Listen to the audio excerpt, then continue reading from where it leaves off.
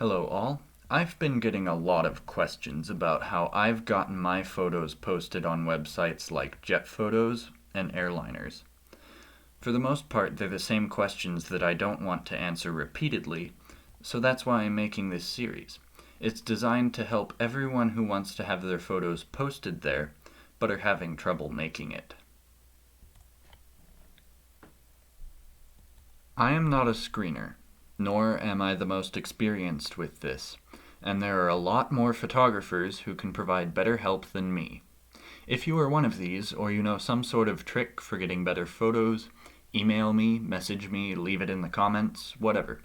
I'd like to learn about it. But please, make any criticism constructive. In this video, I'll be going over camera gear, a few basic camera settings, and finding locations at the airport. So first we need a camera and a couple of lenses. Some sort of DSLR or mirrorless interchangeable lens camera is best, but it can be done with a cheaper bridge camera, and it's even been done with a smartphone. However, this is very rare, and to my knowledge, has only happened when the photographer was up close and personal with the airplane. I have the Nikon D3400. It's worked very, very well for me. As for the Nikon versus Canon debate, it really doesn't matter. There are some amazing photos taken on these websites with both brands. But let's not forget Sony, Fujifilm, or any other good camera brands out there. You also need a wide range of focal length, or zoom, for this. I have the Nikon 18 to 55mm lens, and the Nikon 55 to 300mm lens. They're both kit lenses, but they still work well. Sharp photos, minimal vignetting, etc. I'd say I use the 55 to 300 about 95% of the time, but there are a lot of times when I'm a lot closer to an airplane and I don't want to give those shots up. 18 to 300 millimeters on my crop sensor is equivalent to 27 to 450 millimeters on a full frame sensor. It's important that you know about this conversion when you are looking at cameras and lenses. If you're curious, a quick Google search will explain it much better than I can. Another essential thing is batteries. Some bridge cameras use AA's, and DSLRs use special rechargeable batteries. If your camera uses AA's, have a lot of those with you. It's as simple as that. For rechargeable batteries, brand name is good, but I have third-party batteries that work better for less than half the price, so you should definitely look at some third-party options. You'll also want a portable charger for your phone. I only paid $20 for mine, and it works very well.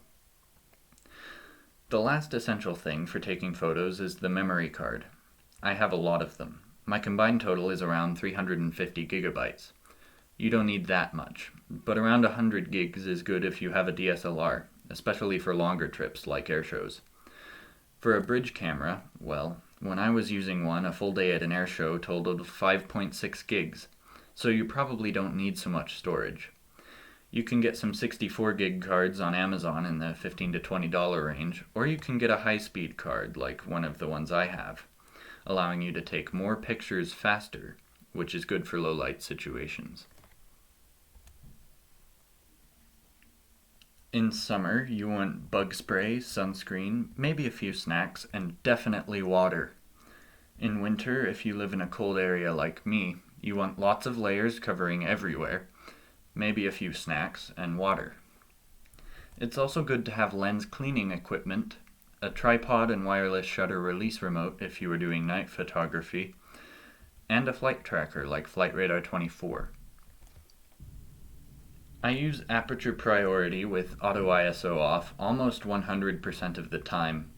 The only time I don't use it is at night because my camera's exposure meter tends to underexpose night shots by a stop or two, but that's beside the point. Aperture priority allows me to control the ISO to minimize noise, and the aperture to minimize vignetting. The camera adjusts the shutter speed for every picture to give me the correct exposure. It's easy to manipulate the shutter speed using the other two settings so that it's in a suitable range for you. The aircraft will fly across many different backgrounds, each reflecting a different amount of light into the camera.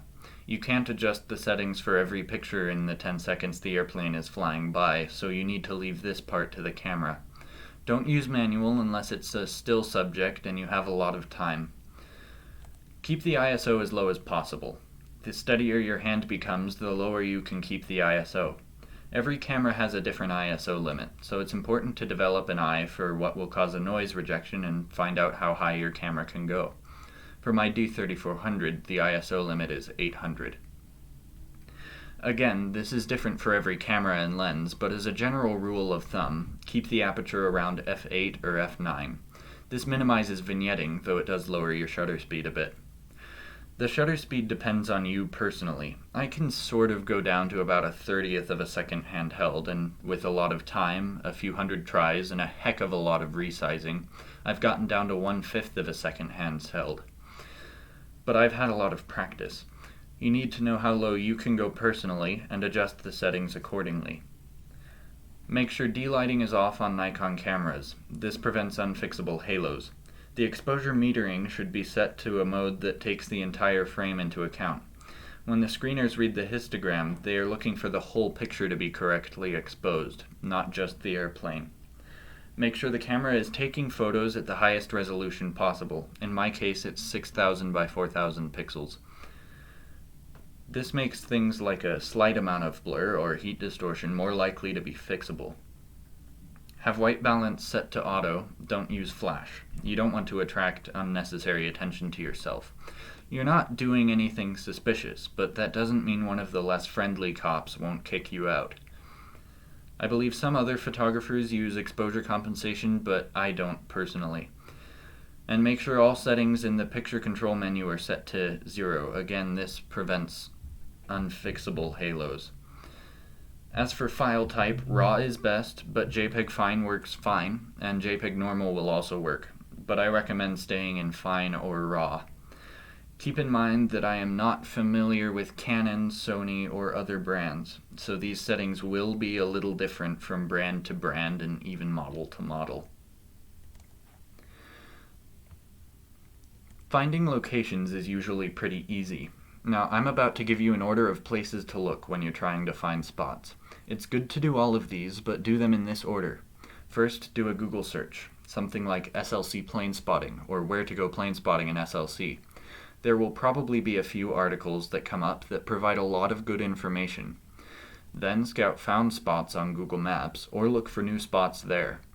After that, talk to local spotters. When you talk to them, make sure you mention where you have looked and what you were looking for.